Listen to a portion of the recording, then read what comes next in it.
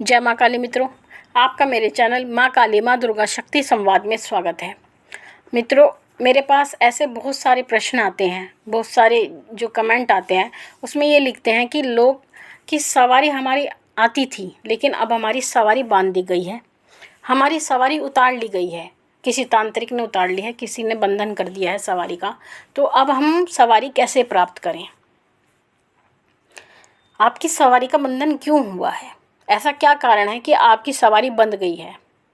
क्या ऐसा आपने काम किया है? क्या आपने ऐसी त्रुटि की है कि आपकी सवारी को किसी ने उतार लिया है?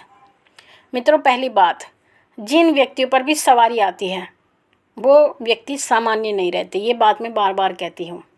वो सामान्य व्यक्तियों से अलग खड़े हो जाते हैं। उनके नियम भी अलग होते हैं, उनका आचार व्यवहार भी बिल्कुल अलग हो जाता है, उनकी सोच अलग हो जाती है, उनकी आभा अलग हो जाती है, उनकी वेशभूषा भी अलग हो जाती है। पहली चीज़ तो। दूसरी चीज़, अगर आपकी सवारी का बंधन कर दिया गया है, सवारी को आपके उतार लिया गया है, तो कैसे उतारा गया है सवारी को? देखिए, सवारी का बंधन आसान नहीं होता, सवारी को कोई ऐसे उतार नहीं सकता। पहली चीज़ तो ये।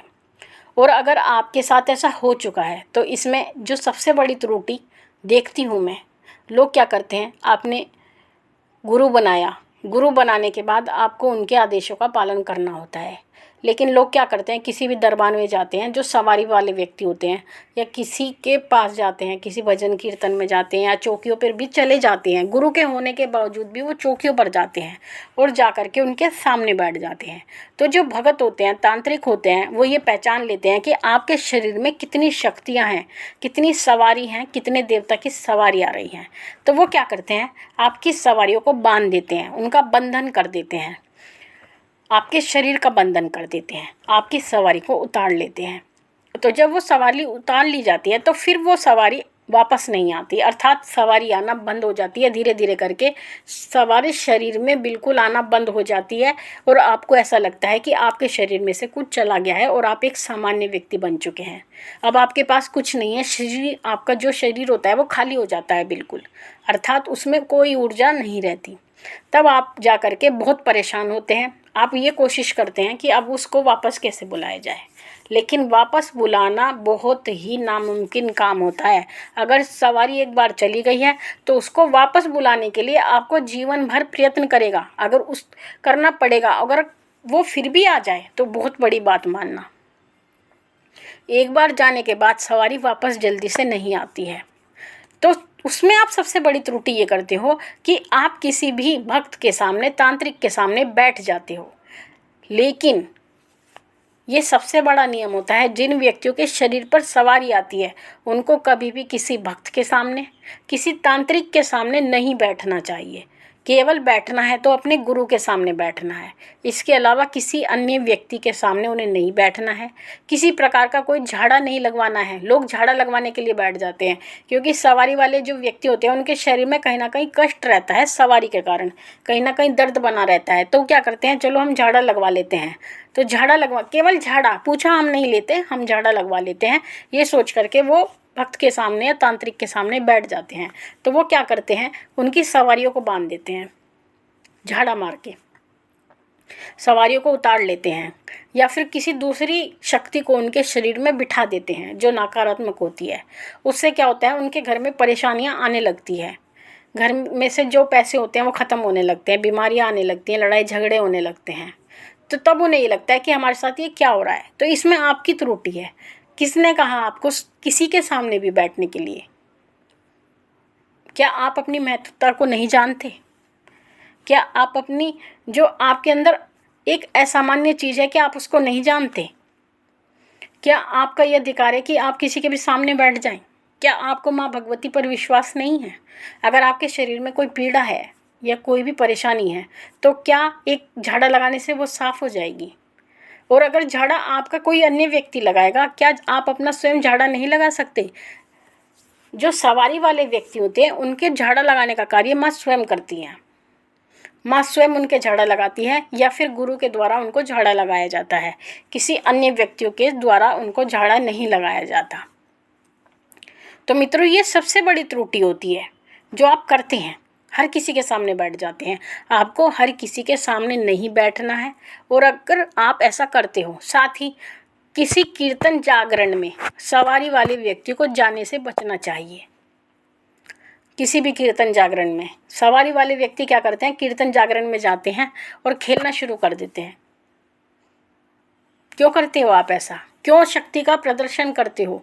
क्या ज़रूरत है आपको खेलने की? क्या आप अपनी शक्ति को नियंत्रित नहीं कर सकते? क्या वो आपके आदेश से कार्य नहीं करती? अगर इसका अर्थ ये है, अगर आप किसी भी कीर्तन जागरण में जाकर के खेलना प्रारंभ कर देते हैं, तो इसका अर्थ यह है कि आपकी शक्तियाँ नियंत्रित नहीं हैं, उन पर आपका नियंत्रण नहीं है, आप नियंत्रण खो चुके हैं। मैं भी हूँ, मैं भी कीर्तन जागरण में जाती हूँ, लेकिन मुझे कभी कोई सवारी नहीं आती, क्योंकि वो जब तक मेरे आदेश, मेरी इच्छा नहीं होगी तो सवारी मुझ पर आ नहीं सकती। जब मैं चाहूँगी सवारी जब आएगी, जब मैं माँ को याद करूँगी माँ जब आएंगी। चाहे कितने भी ढोल बजे, कितना भी जागरण हो, कुछ भी हो, माँ नहीं आएंगी, क्योंकि ये माँ का वचन है मेरे साथ।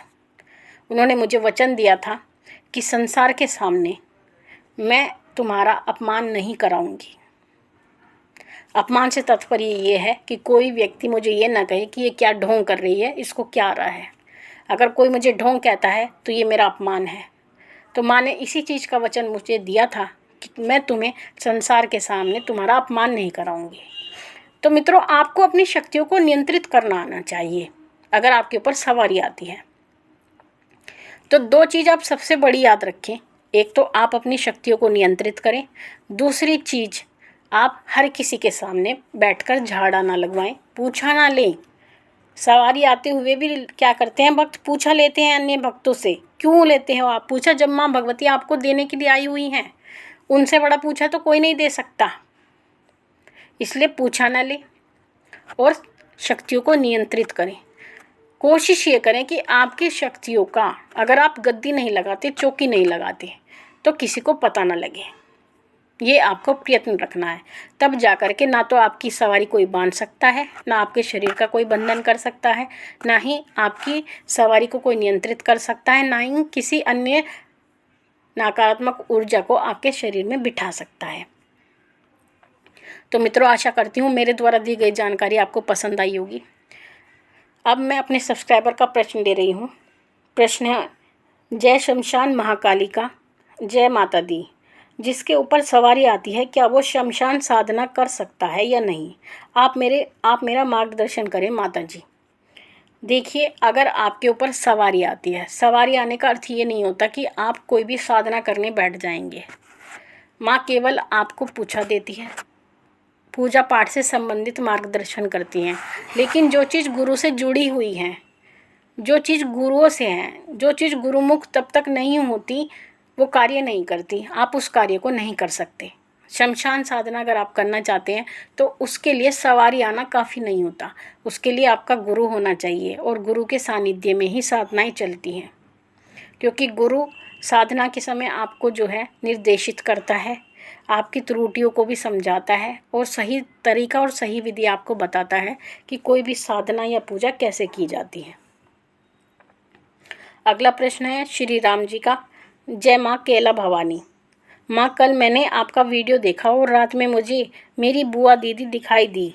वो जीवित हैं और उनका रंग बिल्कुल काला है। वो मुझे सपने में दिखी और वो मुझे लाल कुमकुम मेरे माथे पर लगा रही हैं और बहुत अच्छे से बात कर रही हैं। माँ, आप मेरा मार्गदर्शन करें। देखिए, अगर आपको इस तरह की कोई स्त्री आपके घर परिवार के रूप में दिखाई देती है और आपके कुमकुम लगा रही है और आपने रात को वीडियो देखी, देखिए तो माँ भगवती की कृपा होती है। जब कोई उसके बारे में सुनता है, मेरी माँ तो कहीं भी पहुँच जाती है, किसी को भी दर्शन दे देती है। आपने वीडियो सुनी, माँ की कृपा प्राप्त की, क्योंकि जब कोई वीडियो बनाई जाती है तो माँ भगवती ही ये ज्ञान देती हैं।